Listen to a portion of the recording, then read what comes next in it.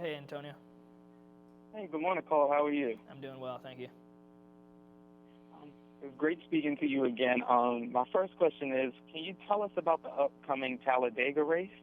Yeah, I'm getting ready to head out to Talladega here actually next couple days, and um, it's always a fun race for us. It's always exciting. It's going to be even probably more exciting for fans because we have an opportunity with the chase going on that some guys are in some tough situations where they definitely need a win or they definitely need to get through the round pretty safely, and that doesn't always happen at Talladega. So for us, though, a little less pressure, but at the same time, we want to go and perform for our team and get every spot we can, and those are the opportunities and the racetracks where we can do that. So Talladega is always fun for us, being a team with a little bit lower budget, but at the same time trying to make everything happen with what we have. How does it feel being on a new team? I'm sorry? I said, how does it feel being on a new team? Being on the team? Yeah. Working with my team, it's been great. BK has been a lot of fun.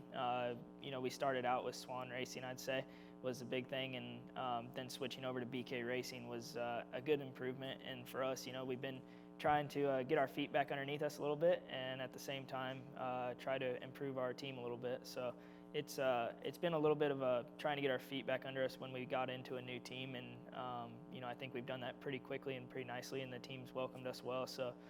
Just trying to work with them and improve ourselves every weekend. What does it feel like to be a rookie in a league stacked with some of the biggest names?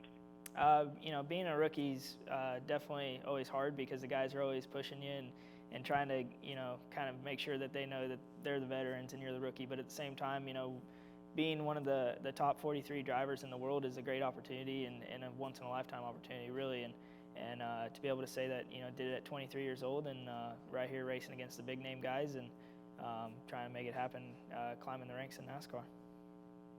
Yeah, I think that's really impressive. You have to prepare for any sport that you're in. So how do you stay in shape for the rigors of the NASCAR season? Yeah, a lot of people kind of overlook fitness sometimes in racing, and for me, I really don't. I do a lot of CrossFit training. I try to watch what I eat and diet right and try to be on top of my game.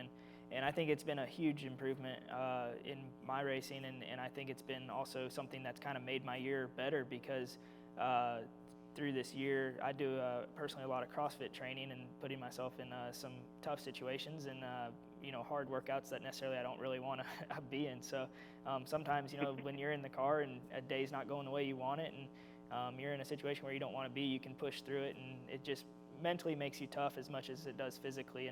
And that's really showed, I think, at the end of races when, some guys start maybe falling out of the seat a little bit and, I can still get up on the wheel and try to get it done.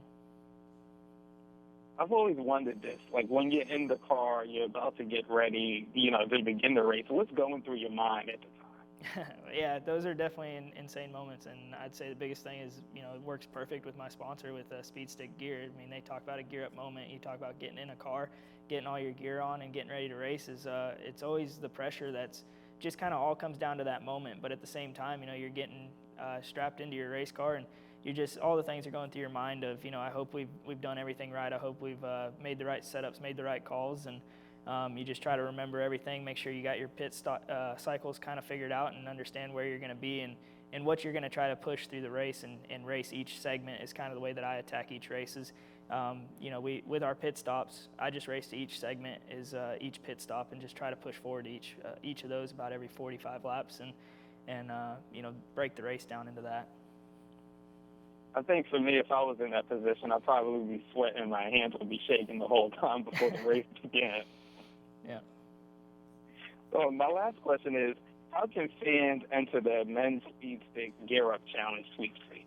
Yeah, it's a great opportunity for people to enter the Gear Up Sweepstakes Challenge. It's a once-of-a-lifetime opportunity. They can come down to Homestead. Speed Stick's going to take care of everything and fly 2 fans down and give them an opportunity to hang out with my crew and be right there for the championship race. The race that, the final race of the year that decides the champion is going to be a lot of fun. So they'll be able to come down and be right there with my team, and also, there'll be a lot of other winners throughout the challenge until October 28th. So it's going to be a good opportunity.